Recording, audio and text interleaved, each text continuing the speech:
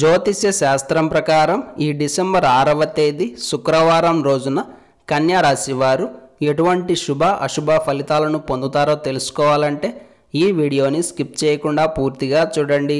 అలాగే తప్పకుండా మా ఛానల్ని సబ్స్క్రైబ్ చేసుకోండి. ఈ డిసెంబర్ 6వ తేదీ కన్యా రాశి వారికి బాధాకరమైన చేదు వార్తలే ఎక్కువగా ఉన్నాయి.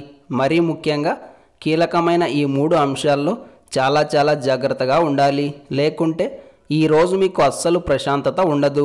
అందుకే మేము చెప్పే ఈ విషయాలను జాగ్రత్తగా గమనించుకొని ముందుకు వెళ్ళే ప్రయత్నం చేయండి. ఈరోజు ఇంటా బయట వాదులాటలు ఎక్కువగా ఉంటాయి. నేను గొప్ప అంటే నేను గొప్ప అన్ని వాదనలు పెట్టుకుంటారు. భార్యాభర్తల మధ్య ఎడమొహం పెడమొహంలా ఉంటుంది. ఒకరంటే ఒకరికి కుదరక ప్రశాంతతను కోల్పోతారు. ఇంకా స్పష్టంగా చెప్పాలంటే ఎంతో అన్యోన్యంగా ఉన్న దంపతులు కూడా ఈరోజు ఖచ్చితంగా గొడవలు పడతారు. దయచేసి జాగ్రత్త వహించండి. మరోవైపు ఆరోగ్యపరమైన సమస్యలు వస్తాయి. వచ్చే అనారోగ్యాన్ని సహించలేరు. అలాగని డాక్టర్ దగ్గరికి వెళ్ళలేరు. చిన్న అనారోగ్య సమస్యలే అయినప్పటికీ బాగా కలతపడతారు. అందుకే ఈ శుక్రవారం మీకు బాధతో కూడిన రోజు అవుతుంది. ఆర్థికపరమైన విషయాలు కూడా నిరుత్సాహంగా కొనసాగుతాయి. ఈరోజు ఎటువంటి ముఖ్యమైన పనుల జోలికి వెళ్ళకండి. కుదిరితే హాయిగా పడుకొని నిద్రపోండి తప్ప డబ్బుకు సంబంధించిన వ్యవహారాల్లో అస్సలు తలదూర్చకండి. పెట్టుబడులు, క్రయ విక్రయాలు, అమ్మకాలు, చర్చలు ఇలాంటి వాటికి ఈ రోజున ఉన్న కాలం అస్సలు కలిసి రాదు. కాబట్టి ఈ శుక్రవారం కన్యా రాశి వారు ఎంత జాగ్రత్తగా ఉంటే అంత మంచిది. ఈ శుక్రవారం రోజు కన్యా రాశి వారు వంకాయ రంగు దుస్తులను ధరించకండి.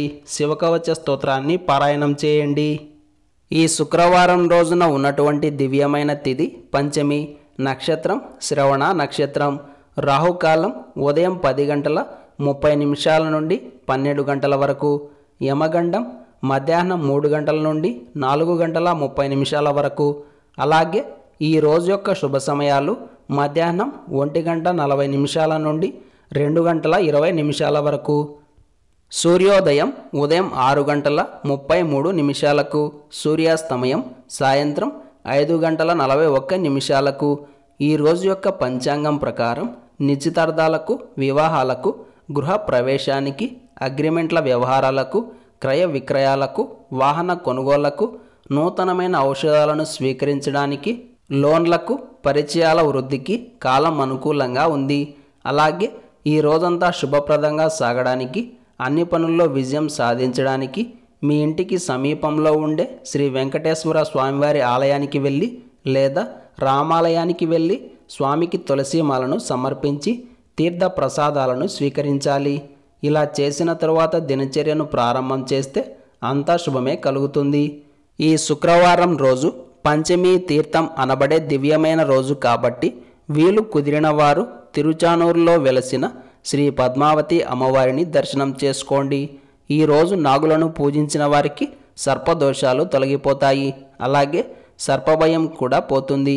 ఈ శుక్రవారం రోజు ప్రతి ఒక్కరూ ఓం కామధేనువే నమః అనే మంత్రాన్ని పదే జపిస్తూ ఉండాలి. శత్రుబాధలు దూరమయ్యేందుకు, చట్టపరమైన సమస్య నుండి విముక్తి కలిగేందుకు ఈరోజు సాయంత్రం మహాలక్ష్మీదేవిని యథాశక్తిగా పూజించాలి. 2 మట్టి ప్రమిదల్లో దీపాలను వెలిగించి అమ్మవారికి పసుపు, కుంకుమ, అక్షతలు మరియు తామర పువ్వులను సమర్పించండి.